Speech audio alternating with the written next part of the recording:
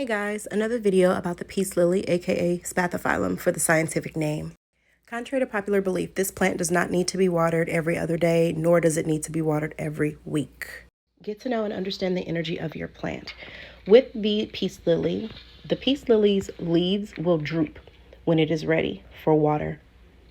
If you overwater this plant, it can cause root rot. And the last thing that you want is root rot. That is something that you cannot come back from when it comes to plants unless you catch it really early. You cut off those rotting roots and basically allow the other ones to flourish. But as you see, my baby is drooping a little bit because she's thirsty.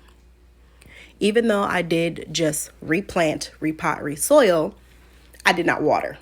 Now, I do utilize a moisture controlled soil, but still, I did not add any moisture to it. Out of the bag, shifted it up, did what I needed to do for her. Now, once you do give these plants water, within about an hour or 2 hours, they will start to liven back up. It'll start to brighten back up. Actually, these leaves are already doing so at top. I have a few new budlings that are also coming in. Even a new actual flower portion, which is interesting that this plant is flowering because it's still pretty cold. But that just lets you know that there's a sign of something that you're doing right. So I wanted to give this example to people because I know I had some people under my other post saying, hey, I'm a bad plant mom. But I just want to let you guys know that you have to remember with the Spathiphyllum, aka the peace lily, you cannot water it every other day. Not to mention, this is a low light plant, guys. Low light plant. If you give this plant too much sun, it will burn.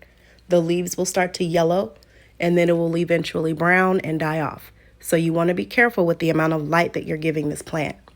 Keep in mind, this is also a tropical plant. So humidity is also key for keeping these plants very viable.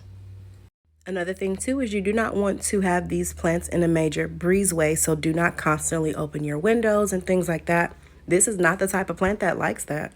The snake plant is a little bit different. I don't know if you guys remember my first video less than a week ago. These little budlings were like right here, and now they're here.